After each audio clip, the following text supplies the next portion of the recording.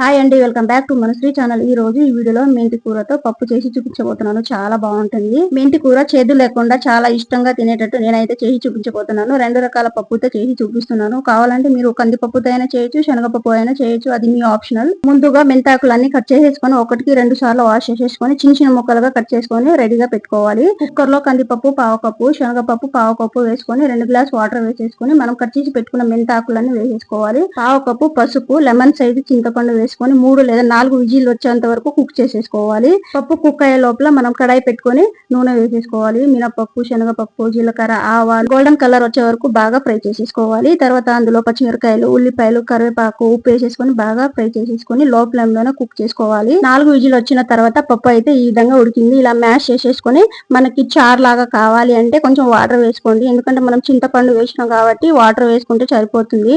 లేదు మాకు కొంచెం గట్టిగా కావాలి అంటే కొంచెం వాటర్ వేసుకొని కొంచెం దగ్గర అయ్యేంత వరకు ఉడికించుకుంటే సరిపోతుంది. చూడండి, ఈ విధంగా పసుపు వేసేసుకొని ఆనియన్ అయితే మగ్గిపోయింది. ఇందులో మనం ఉడికించుకొని పెట్టుకున్న పప్పుని ఇందులో వేసేసుకొని మొత్తం కలిసేటట్టు బాగా కలుపుకోవాలి. మెంతి కూరాకుని చాలా మంది ఇష్టపడరు, ఎందుకంటే చేదుగా ఉంటుందని. మెంతి కూరాకులో చాలా పోషకాలు ఉంటాయి. ఇలా చేసి పిల్లలకి, పెద్దవాళ్ళకి, ఇంట్లో అందరికి తినడానికి ట్రై చేయండి. చాలా మంచిది మెంతి కూరాకు. 5 నిమిషాల పాటు లో ఫ్లేమ్ లోనే కుక్ చేసుకోవాలి. తర్వాత ఇందులో 1 టీ స్పూన్ కారం, 1 టీ స్పూన్ ధనియా పొడి, 1/2 టీ స్పూన్ గరం మసాలా, రుచికి సరిపడా సాల్ట్ వేసేసుకొని మొత్తం కలిసేటట్టు బాగా కలుపుకోవాలి. కలిపేసుకొని ఇంకొక 5 నిమిషాల పాటు లో ఫ్లేమ్ లోనే కుక్ చేసుకోవాలి. 5 నిమిషాల తర్వాత ఇలా కలిపేసుకొని మనం కట్ చేసి పెట్టుకున్న కొత్తిమీరను ఇందులో వేసేసుకొని కలిపేసి స్టవ్ ఆఫ్ చేసి తింటడమే. మెంతి కూరతో పప్పు రెడీ. చాలా బాగుంటది. మీరు కూడా ఇలా ట్రై చేయండి.